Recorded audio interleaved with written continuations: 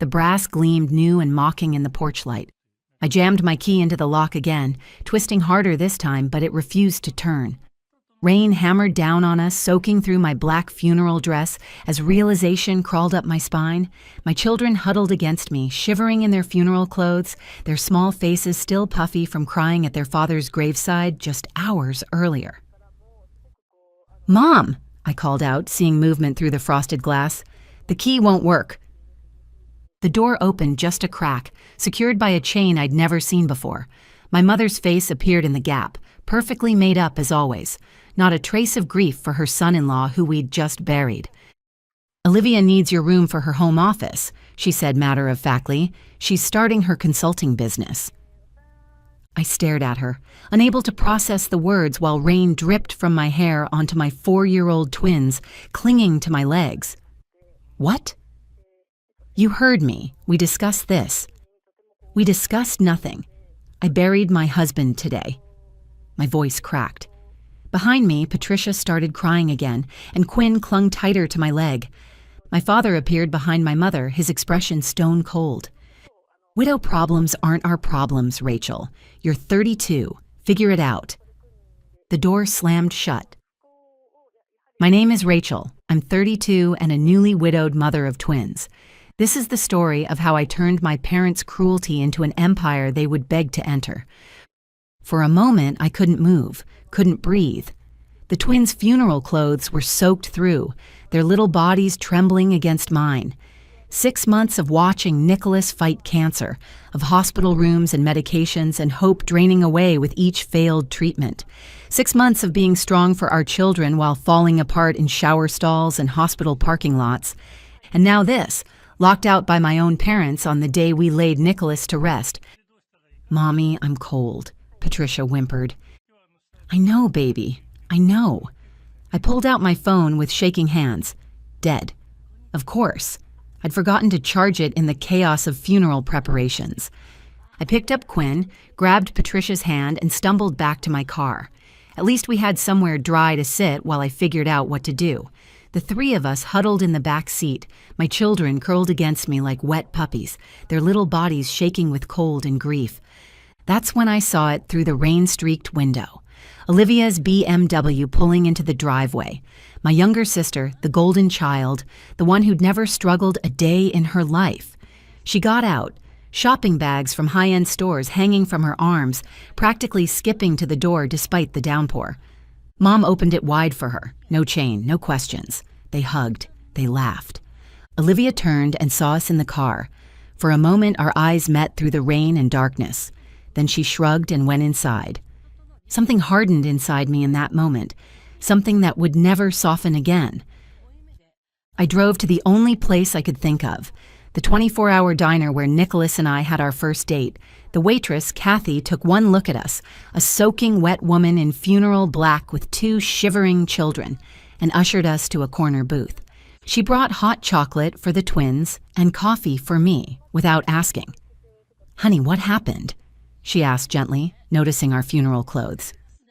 "We buried their father today," I whispered, my voice barely audible over the clinking of late-night coffee cups. "And my parents, they changed the locks, said my sister needs my room for an office."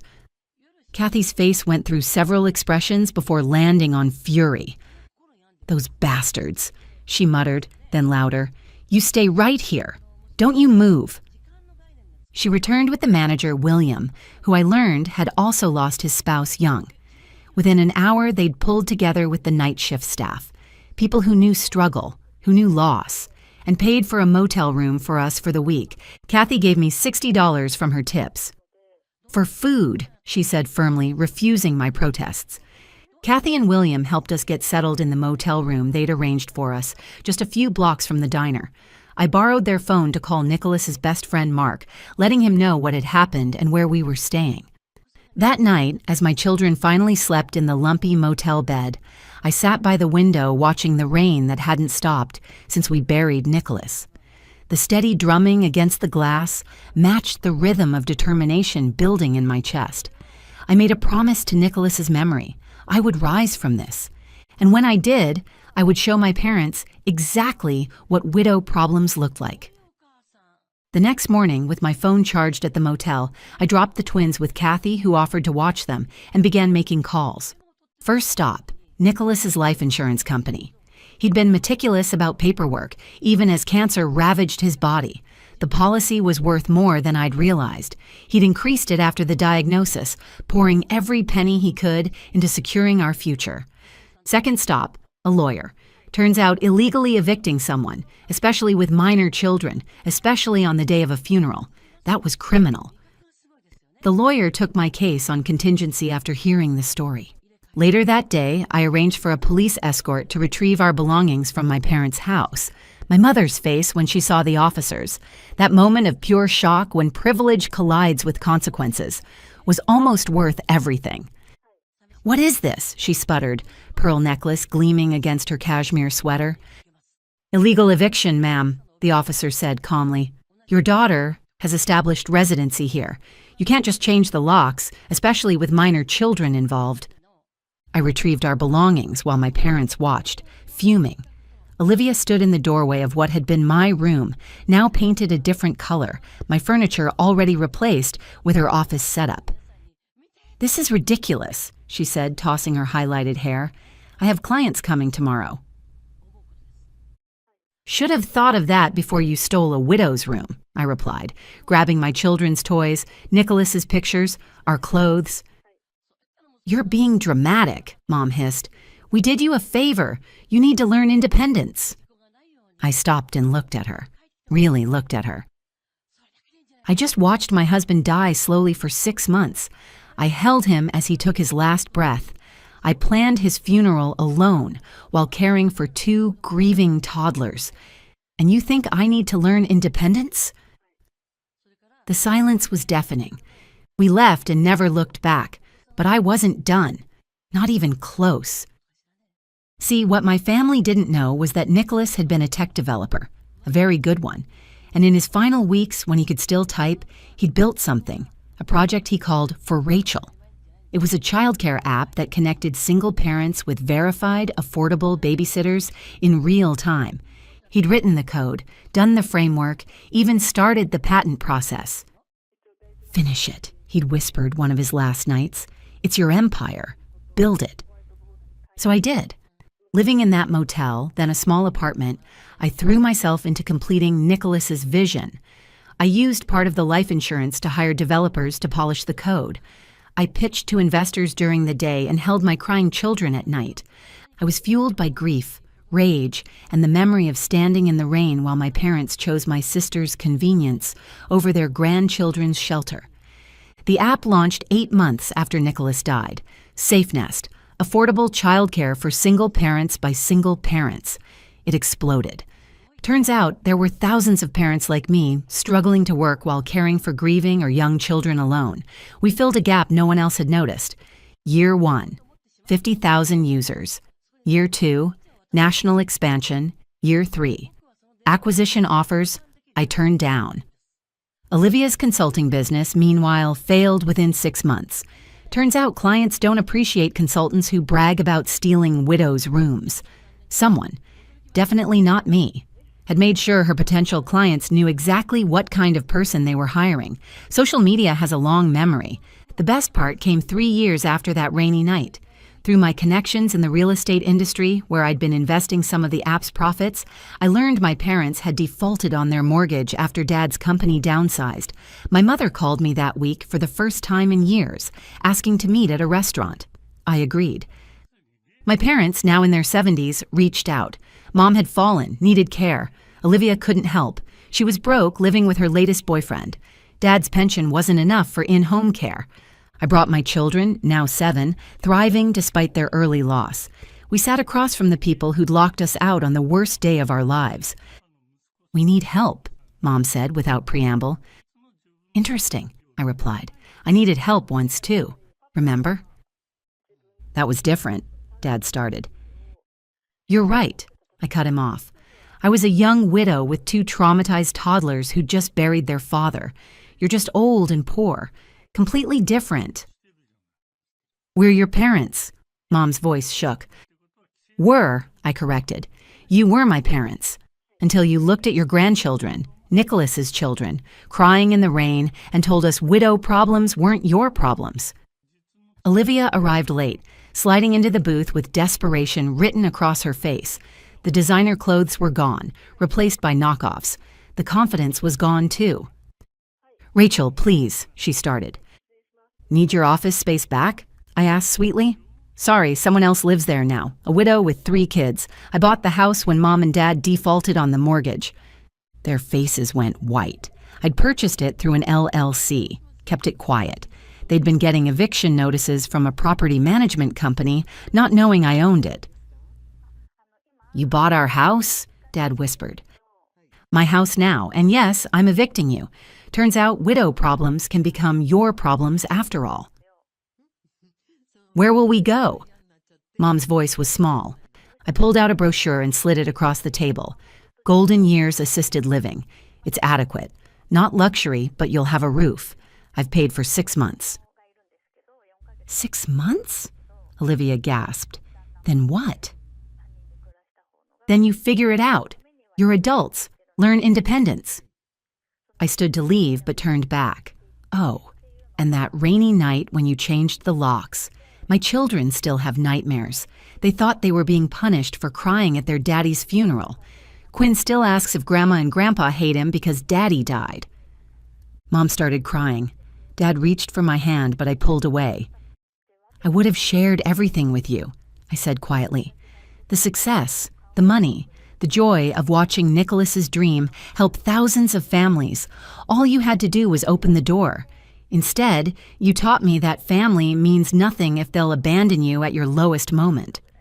We left them there in that booth with a brochure for a budget-assisted living facility and the knowledge that their cruelty had birthed an empire they'd never be part of. The kids and I went home to our new house, not the one I'd bought from under them, but a beautiful colonial in a better neighborhood. Their rooms were filled with pictures of Nicholas, toys, and the security of knowing they'd never be locked out again. That night, Patricia asked, "Why don't we see Grandma and Grandpa anymore?" I pulled her close. "Because sometimes, sweetheart, people show you who they really are when you need them most. And we learned that Grandma and Grandpa only love people who don't have problems." "But everyone has problems," Quinn said wisely. "Exactly, baby, exactly." 2 months later, I heard through extended family that my parents and Olivia were living in the assisted facility. Olivia worked minimum wage at a call center. My parents spent their days complaining about ungrateful children. The other residents avoided them. Meanwhile, SafeNest had just passed 2 million users. Single parents across the country were finding affordable, reliable childcare. Nicholas's legacy lived on, helping families stay afloat during their darkest times. Sometimes I thought about that night, standing in the rain, my children crying, my parents choosing cruelty over compassion.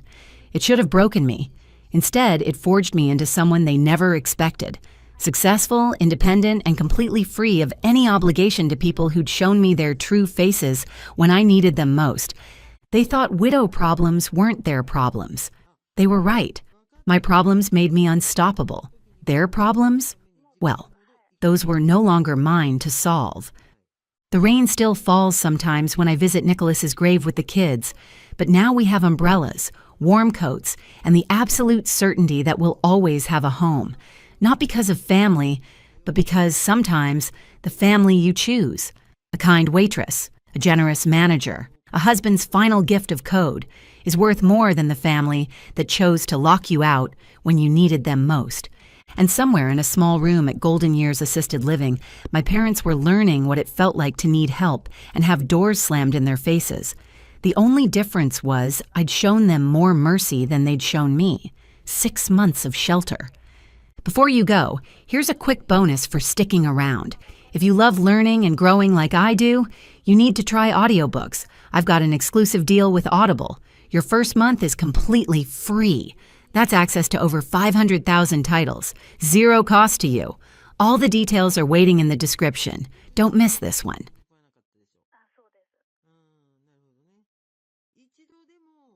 The doorbell rang at exactly 3:47 p.m. on a Tuesday.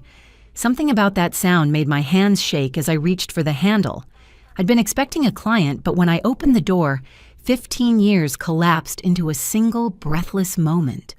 Margaret and Robert Hayes stood on my front porch, older now with forced smiles that didn't reach their eyes. My mother's hair had gone completely silver, and my father's shoulders curved inward like he was carrying something heavy. They looked smaller than I remembered, but their presence still made my chest tighten with that familiar childhood fear of disappointing them.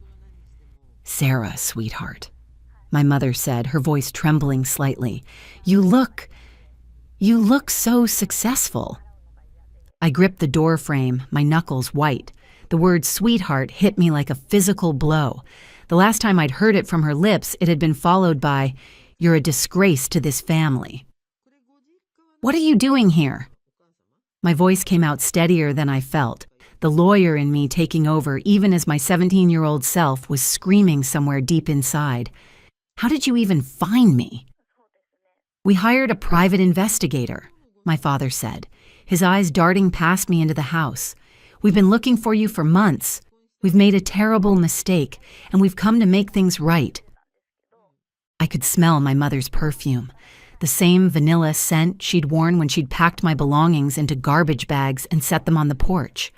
My stomach churned with the memory of that night, of begging them to let me stay, of promising I'd be a good daughter if they'd just give me another chance. My name is Sarah. I'm 32 and an estate planning attorney. This is the story of how I learned that revenge is a dish best served with legal documentation.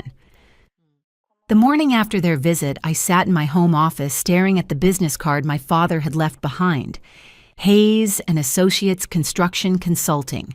I'd already looked them up online before they'd even left my driveway.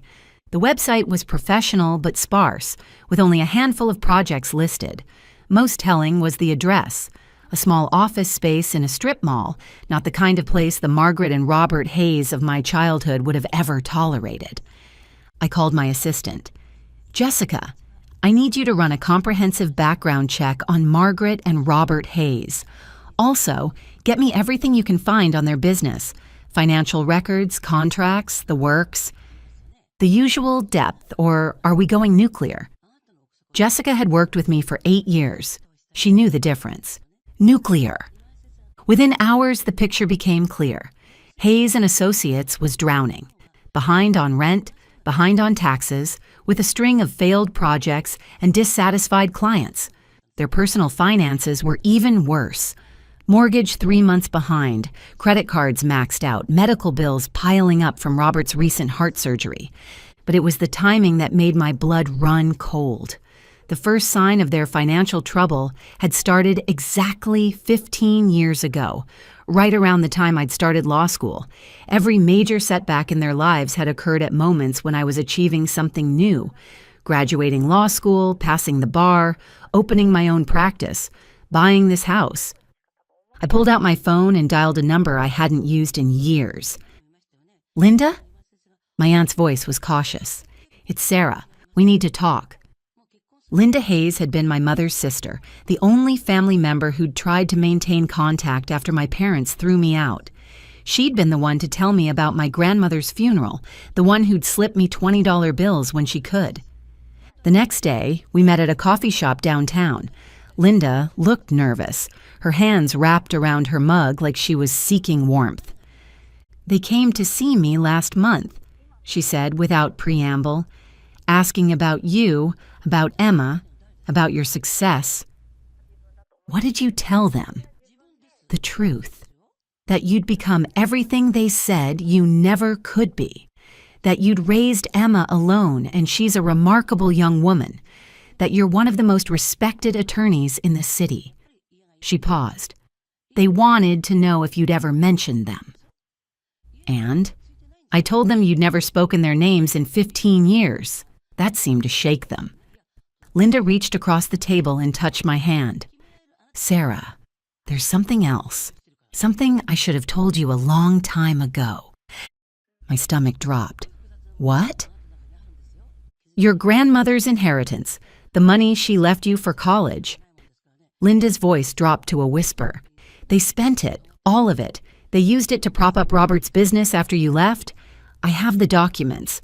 "Your grandmother made me the executor, but they pressured me to release the funds to them. They said they'd give it to you when you came to your senses and got rid of the baby." The world tilted. Emma.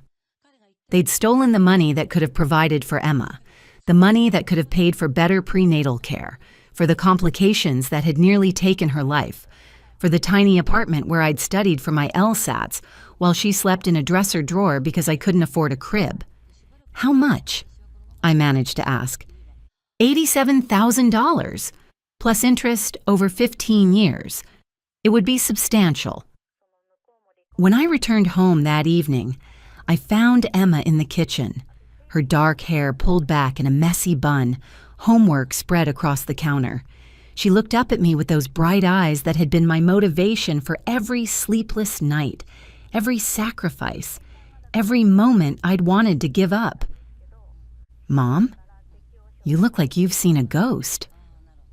"Just a long day, sweetheart." The word felt different in my mouth now, cleaner somehow. "How was school?" She launched into a story about her chemistry teacher, and I listened while my mind raced. My parents had stolen from their own granddaughter. They'd watched me struggle to provide for Emma while sitting on money that was legally mine. And now they were back, not out of love or regret, but because they needed something from me. Emma had never known her father. A brief relationship in my senior year of high school that ended when he moved across the country for college. He'd never even known about the pregnancy, and I'd made peace with raising her alone long ago. That night, after Emma went to bed, I sat in my office and opened a file I'd been maintaining for 15 years. Inside were copies of every legal document, every business transaction, every unfortunate coincidence that had befallen Margaret and Robert Hayes. The loan rejection for their first major project expansion. I'd been a junior associate then, but I'd known the loan officer. A quiet word about their history of financial irresponsibility had been enough. The partnership that dissolved when their potential investor got cold feet. I'd provided that investor with some concerning information about their business practices. The insurance claim that was denied after their office fire. I'd simply ensured the adjuster was aware of some inconsistencies in their documentation.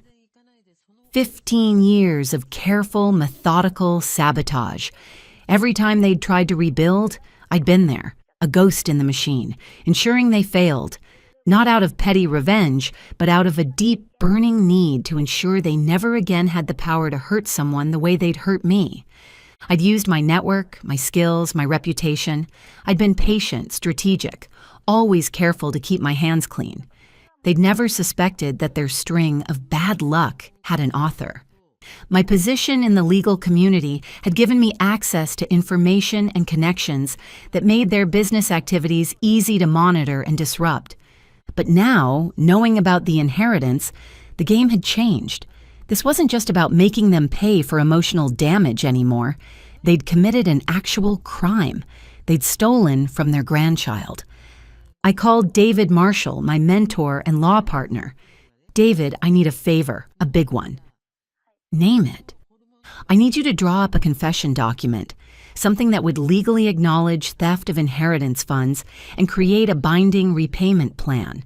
But I want it structured so that signing it would also serve as a public admission of their actions." "Sarah, what are you planning?" "Justice. Finally." The next phase required delicate timing. I had Jessica contact my parents, telling them I'd reconsidered their request to meet. I invited them to my office the following Saturday, when the building would be empty except for security. While I waited for Saturday, I spent the week gathering evidence, bank records showing the withdrawal of my grandmother's money, documents proving it was legally mine, records of their business investments made with those funds, a timeline showing how Emma's medical bills had gone unpaid while they were using my inheritance to fund their ventures. I also had Jessica research every current debt they owed, every creditor breathing down their necks. The information would be useful for the final confrontation. Saturday arrived gray and drizzly. I dressed carefully, a navy suit that screamed competence, pearl earrings that had been my grandmother's, my hair pulled back in a severe bun. I wanted to look like exactly what I was, a successful attorney who was not to be underestimated. My parents arrived 10 minutes early, which told me they were desperate. They'd dressed up too, but their clothes were slightly outdated, slightly worn. Robert's tie was frayed at the edges, and Margaret's shoes were scuffed. "Sarah, thank you for agreeing to see us," Margaret said, settling into the chair across from my desk. "We've been hoping." "Before we begin," I interrupted, "I want to establish some ground rules. This is a legal consultation, not a family reunion. Everything said here is being recorded." I gestured to the device on my desk. "Do you consent to being recorded?" They exchanged nervous glances. Yes, I suppose," Robert said. "Good. Now, let's discuss why you're really here." I opened a file and pulled out a stack of documents. "You're facing foreclosure on your home. Your business is $60,000 in debt. You have outstanding medical bills totaling $32,000. Your credit rating is in the basement, and you've been rejected for loan consolidation 3 times in the past 6 months." Margaret's face went pale. "How do you—" "I'm an attorney. Due diligence is part of my job." I leaned back in my chair. "The question is, what does any of this have to do with me?" "We made mistakes," Robert said, his voice getting smaller. "We were young. We were scared. We thought we were doing what was best for everyone." "You thought throwing your pregnant daughter out in the middle of winter was best for everyone?" We hoped you'd make the right choice," Margaret whispered. "The right choice being what, exactly? Abortion, adoption?" I kept my voice level, professional. "Because I made my choice. I chose to keep my daughter and build a life for us without any help from you. We know, and we're so proud." "Don't." The word came out sharp enough to make them both flinch. "Don't you dare claim pride in what I accomplished. You had nothing to do with it." I stood up and walked to the window, looking out at the city I'd conquered despite them. "Do you know what I remember most about the night you threw me out? Not the cold, though I was so cold I couldn't stop shaking. Not the fear, though I was terrified. I remember the relief on your faces, like you'd solved a problem by making me someone else's responsibility." "Sarah, please—" "I'm not finished." I turned back to them.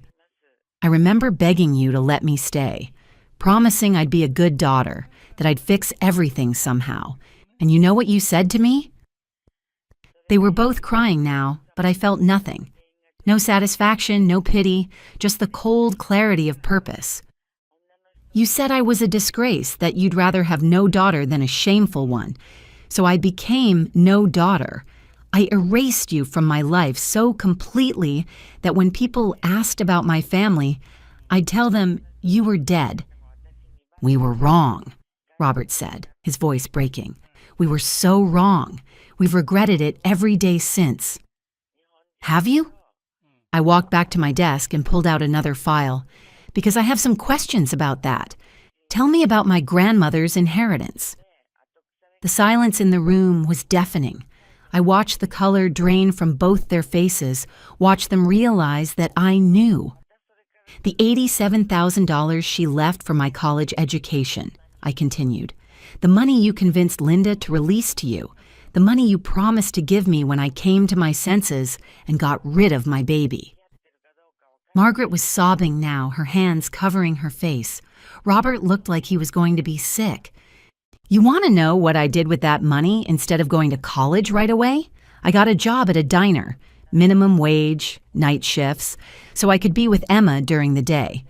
I lived in a studio apartment where the heat didn't work and the roof leaked. I studied for my LSATs using books I bought with tip money." I sat back down, my hands perfectly steady now. "Emma was born 6 weeks early because I couldn't afford proper prenatal care. She spent 3 weeks in the NICU.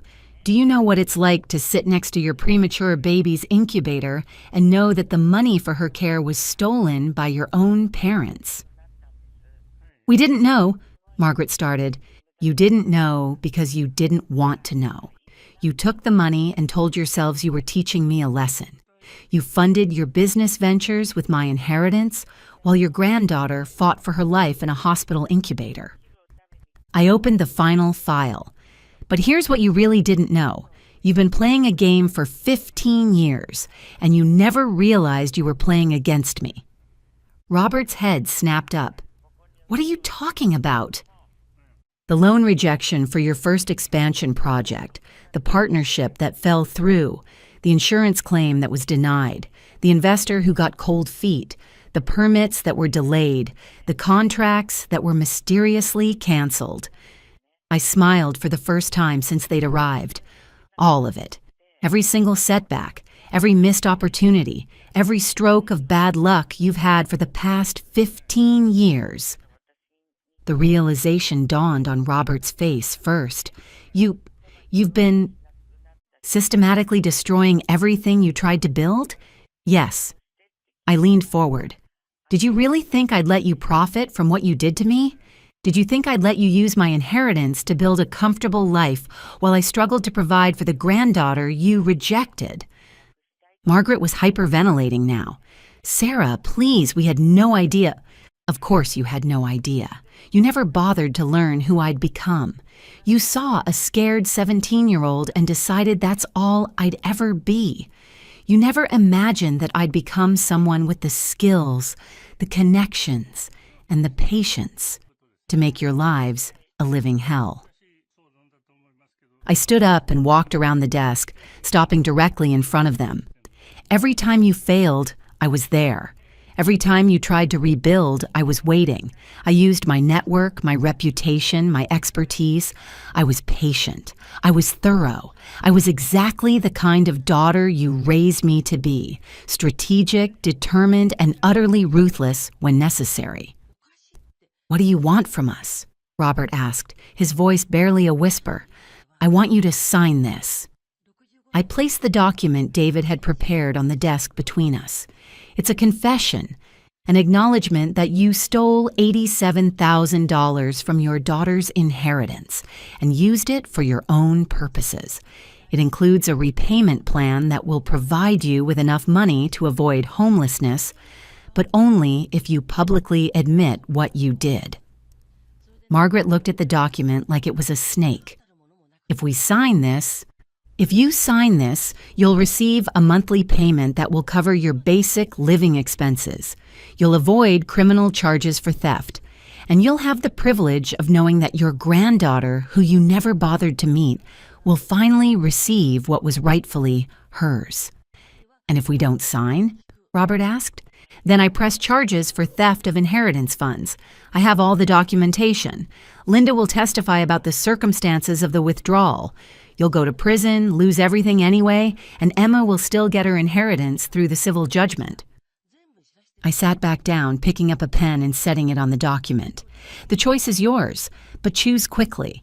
My daughter will be home from her friend's house in an hour, and I don't want her to see you here.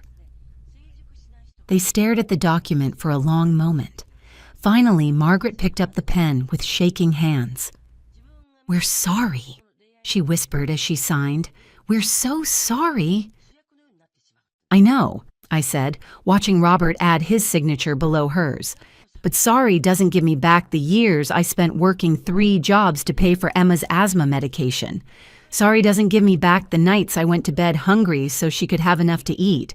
Sorry doesn't give her back the grandmother who loved her enough to provide for her future. I took the signed document and made copies, filing the original in my safe. Through my law firm's trust account, I would recover the inheritance funds legally through civil restitution, with Linda's testimony providing the necessary documentation of the original theft. You'll receive your first payment next month, I continued. The amount will be enough to cover rent and basic living expenses. Nothing more. They stood to leave, moving like people who'd aged a decade in the past hour. Sarah, Margaret said at the door, could we Could we meet Emma? Just once? I looked at this woman who'd given birth to me, who'd raised me, who'd destroyed me, and felt nothing but pity. Emma doesn't know you exist. She's never asked about grandparents because she's had everything she needed from the family we built together. I won't disrupt her life to satisfy your guilt. Will we ever see you again? Robert asked quietly. No, I said firmly. The monthly payments will continue as long as you both live, but our relationship ends here. You made your choice 15 years ago, and I made mine. We're strangers now, and we'll stay that way. After they left, I sat alone in my office as the sun set over the city. The building was quiet except for the hum of the air conditioning and the distant sound of traffic. I thought about Emma, probably doing homework at her friend's house, completely unaware that her entire financial future had just been secured. I thought about my grandmother, who'd worked 2 jobs her entire life to save money for my education. She'd died believing that money would help me build a better life for myself and my children. In a way, she'd been right. It had just taken longer than expected. The revenge was complete, but I didn't feel the satisfaction I'd expected. Instead, I felt empty, like I'd been carrying a weight for so long that I'd forgotten what it felt like to move without it. I was still sitting there when Emma came home, her key turning in the lock of the front door downstairs. "Mom!" she called up the stairs. "Are you still working?"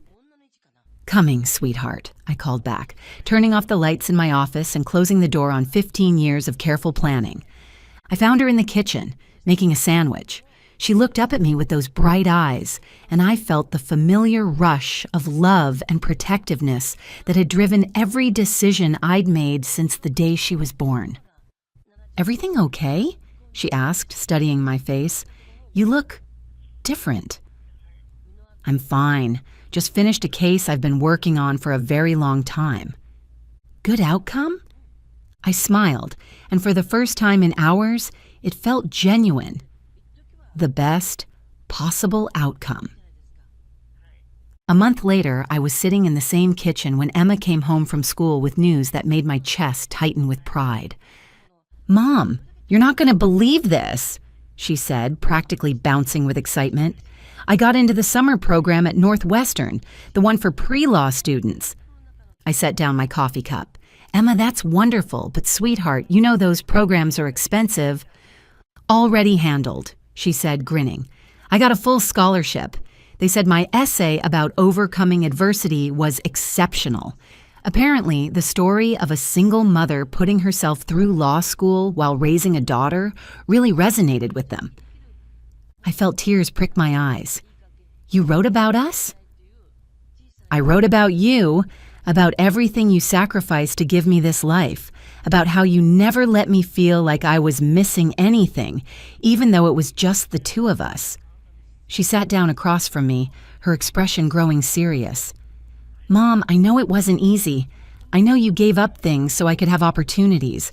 I want you to know that I see it and I'm grateful."